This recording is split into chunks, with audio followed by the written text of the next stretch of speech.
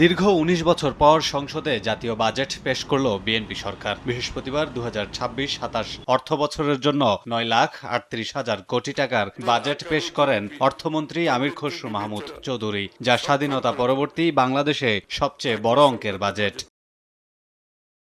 মূল্যস্ফীতির চাপের মধ্যে মানুষকে স্বস্তি দিতে এবার একগুচ্ছ পরিকল্পনা নিয়েছে সরকার। শুধু তাই নয়, বিশেষ গুরুত্ব দেওয়া হয়েছে শিক্ষা ও স্বাস্থ্য খাতেও। দুই খাত মিলে বরাদ্দ দেওয়া হয়েছে ২,০৬,০১৫ কোটি টাকা। এর মধ্যে সর্বোচ্চ বরাদ্দ শিক্ষায়, যার পরিমাণ ১,৩৬,৬০৬ কোটি টাকা, যা গত অর্থবছরের তুলনায় ৪৯,৪০০ কোটি টাকা বেশি।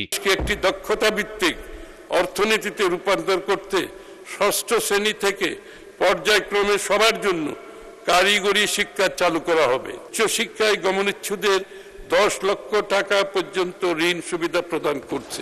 মেয়েদের জন্য বিনামূল্যে স্নাতক পর্যন্ত শিক্ষা সম্প্রসারণ করা হয়েছে। নির্ভর শিক্ষা ব্যবস্থা নিশ্চিত কল্পে ওয়ান টিচার ওয়ান ট্যাব কর্মসূচি, মাল্টিমিডিয়া ক্লাসরুম স্থাপন, বিনামূল্যে ওয়াইফাই সুবিধা সম্প্রসারণ করা হবে। অন্যদিকে ২০২৫-২৬ অর্থবছরের তুলনায় বরাদ্দ বেড়েছে স্বাস্থ্য খাতেও। নতুন অর্থবছরে এ খাতের জন্য ৬৯,৪০৯ কোটি টাকা বরাদ্দের প্রস্তাব করা হয়েছে, যা আগের অর্থবছরে ছিল ৩৫,৪৭৭ কোটি টাকা। বিপুল সংখ্যক রোগী বিদেশমুখী হওয়ায় মূল্যবান বৈদেশিক মুদ্রা দেশ থেকে বেরিয়ে যাচ্ছে।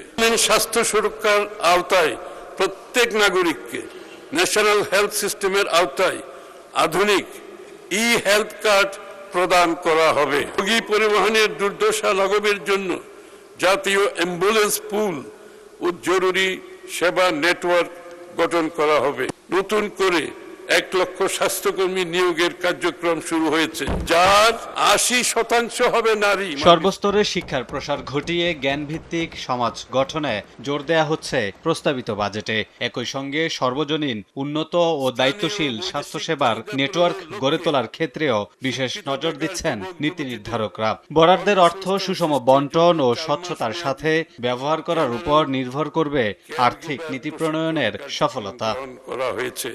কামরুল হাসান, সময় সংবাদ, ঢাকা।